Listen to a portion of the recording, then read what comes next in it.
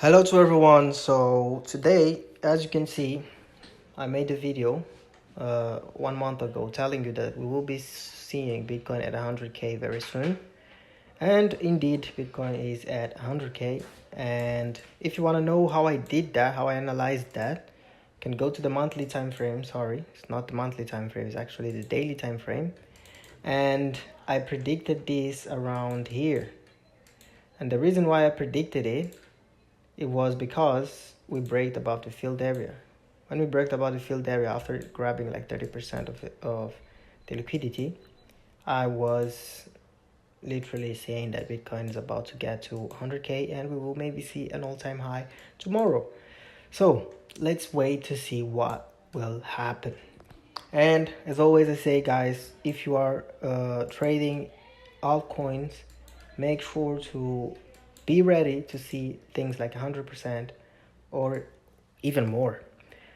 Today, what I wanted to talk about is a problem that most of the people have here, which is trading responsibly with stop losses and respecting the market. The field area is here to help you. I've made a whole video just to help you understand this. So, as you can see, this video is called the field area, and there are 3 videos only talking about the field area. All right? And in these videos, you will understand how to use this, right? The field area is here to protect you. Meaning that, let's say you bought Bitcoin around here, right? And then you watch it as the Bitcoin moves. And when we break below the field area, you will want to exit here because you don't trust that we are still bullish. And then you see Bitcoin pushing back above the field area. You might want to enter again, hold this position, right? And exit again here because again we see red flags. This is an example I'm giving you. Of course, you're not gonna trade like this because sometimes even when it breaks below, I don't exit for other reasons. So we're not gonna get into that in this video. Same thing here. You bought it here, right? And then you would wanna exit when you saw failure around here. Right, for example, here is this the example I was talking about. If you exit here, you can see that it immediately went back in again. Right, and now for people who bought it here, they are still holding to see where Bitcoin will go. Right, and today we will be talking about that, how to manage it and how to use it. Number one, people always mistake the things I say. Before using the field area and taking decisions, what you need to do is go to the daily time frame, and after going to the daily time frame, you will see where the market is because higher time frame has a low chances of manipulations. And if you want to understand it again, go watch the 3 videos I've made here and you'll understand why manipulation happens on lower time frames and how to avoid them. So going back to this, you want to always check the daily time frame to see how the market looks like and the sentiment of the market. Market breaking below the field area, a bearish sentiment, a bearish news. Market breaking above the field area, a bullish news. And you can see that will repeat again and again, right? Again and again. Break below, bang. Break below here, bang. Break above, bang. Right? This looks like a small pump, but is actually not a small pump. That is a 16% pump. And if I mark this, for example, and I go to the 1 hour time frame, you'll see that is a whole uptrend, a whole beautiful uptrend here. As you can see, that is a whole beautiful uptrend. You would have bought it around here, right? Hold it, and there you go. So is that how we use the field area, right? You want to check the daily time frame to know the sentiment of the market. And this video is not enough. If you didn't watch this, watching this video will literally make no difference to you.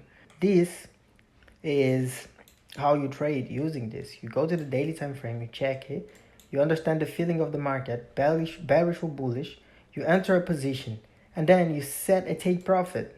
But then you want to exit according to the market sentiment, right? Let me give you an example. Let's say I bought Bitcoin around here, right? I bought it around here. When we went up, After buying Bitcoin here, let's say I want my take profit to be around there, right? That is where my take profit is. And then the market starts rising. But before getting to my stop loss, to my take profit, sorry, before we get all the way up there, I see that the market is starting to fail. And then we break below the field area. This is here to help you. What you want to do here, you can reduce your position, take a little bit of profit, or exit it 100%. Depends on what you want to do. Or you take profit or you exit. Because if you don't, look what will happen. It will go back all the way down, right? So you don't want this. We don't want to see this, right? Is that why the field area is here to protect you? I'm not telling you that this will be your new stop loss. I'm telling you that this is showing you that the market is getting weak, that we might not get to your take profit, all right? This is one of the ways of using the field area. If you want to understand 100%, go and watch this video, right? And a lot of people have been asking me how the percentages work, and it's simple. I'm gonna make it very quick because this video is starting to be a little bit long. The field area, the percentage levels here, the one with the higher percentage has a higher chance of losing. As you can see, if you have 32% for buyers, 66% for sellers, that means we have a big chance of going up, right? And indeed the market went up here. Indeed the market went up, all right?